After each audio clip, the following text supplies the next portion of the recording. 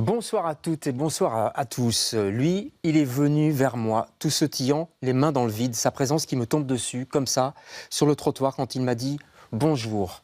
Je l'ai senti, ça a imbibé l'espace comme un gaz. Son aura, lui, c'était ça, c'était la puissance d'un gaz. Il s'est encore approché, j'ai rien vu, il m'a demandé si je travaillais. C'est comme ça qu'on a fait connaissance. Ainsi commence le premier roman de Rachel Shaw. Elle est l'invitée de LCR ce soir.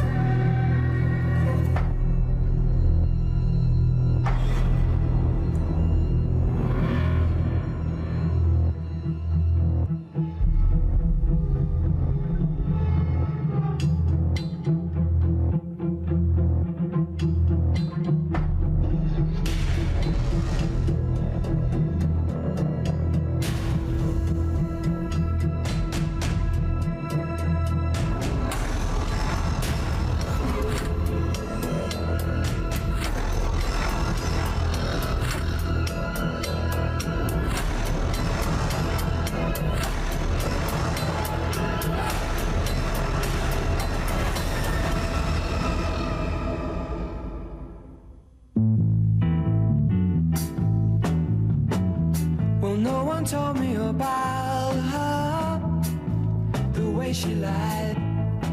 But it's too late to say you're sorry. How would I know? Why should I care? Please don't bother trying to find her. She's not there. Well, let me tell you about the way she looked, the way she acted, the color of her hair. Her voice was soft and cool, her eyes were clear and bright. But she's not there.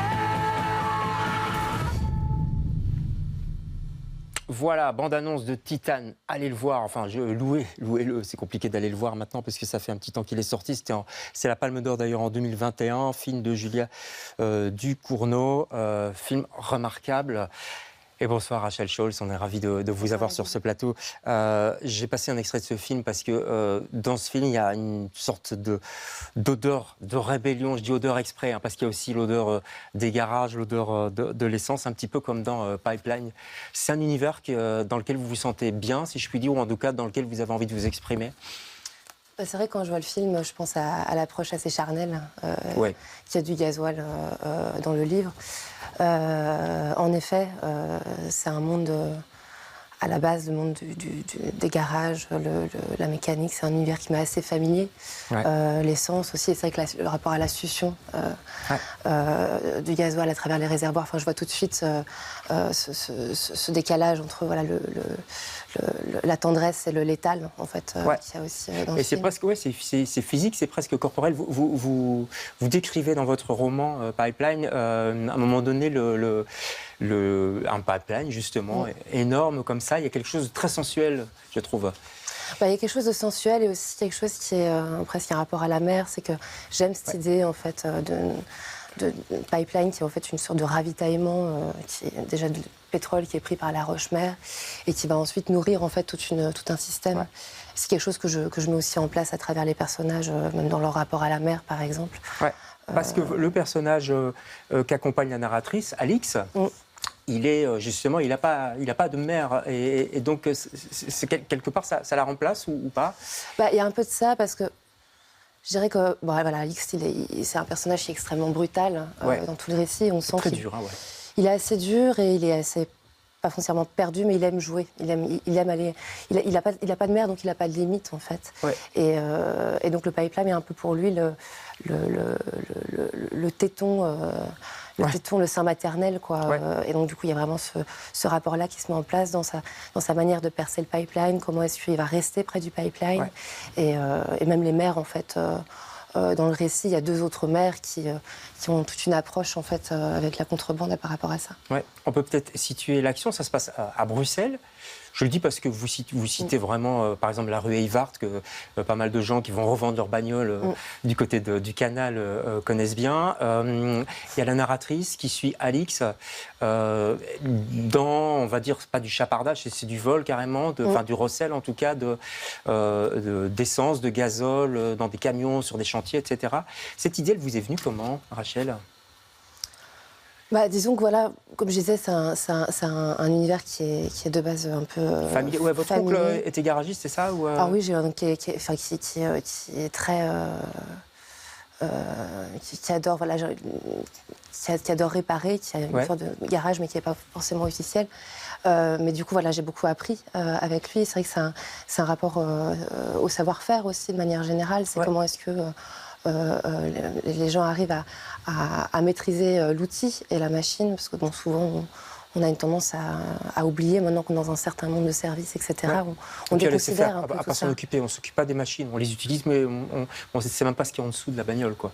Voilà, et puis même en fait toutes les machines, c'est-à-dire qu'on ne sait même plus en fait comment fonctionne notre monde, on ne sait plus comment fonctionne l'électricité, on ne sait plus comment l'eau arrive chez nous. Enfin, il y a quelque chose qui est de l'ordre de l'ignorance totale, et ça c'est quelque chose qui au contraire m'intéresse et que j'estime beaucoup. Et qui me nourrit en fait aussi dans l'écriture, parce que c'est ce qui me rend curieuse d'une technique ou d'une autre, dans la manière dont ils vont aussi développer le langage. Et, En même temps, on est dans un monde en crise quand même, il n'y a pas grand-chose qui va, quoi. On est dans une zone périurbaine, c'est pas la joie. On sent que Bruxelles est à côté. À un moment donné, les personnages vont dans le quartier européen ou un autre quartier, ou dans une soirée. Et en fait, c'est deux mondes qui se croisent pas trop, quoi. Ce monde périurbain que vous aviez déjà abordé d'ailleurs dans un autre bouquin publié à la lettre volée. Et puis ce Bruxelles un peu plus libéral qui est là quand même, quoi.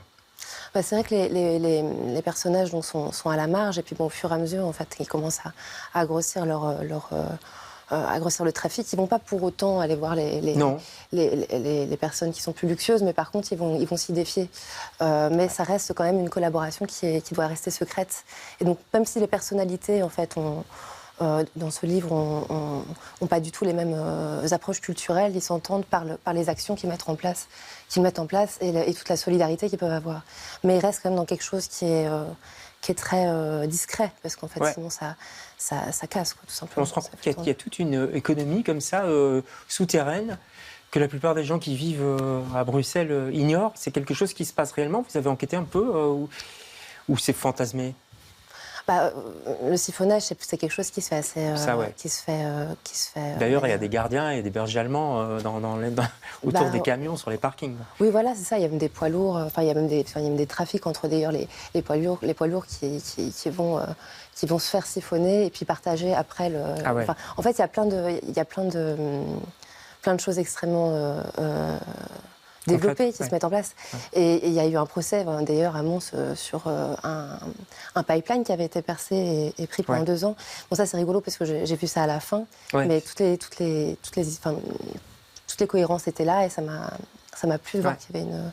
Et par exemple, l'ambiance de la rue Eyvart, etc., où on voit... Parce que je n'ai pas encore parlé trop des personnages, mais vous campez des personnages, je pense à Fetnat, par exemple, ou Rouge aussi.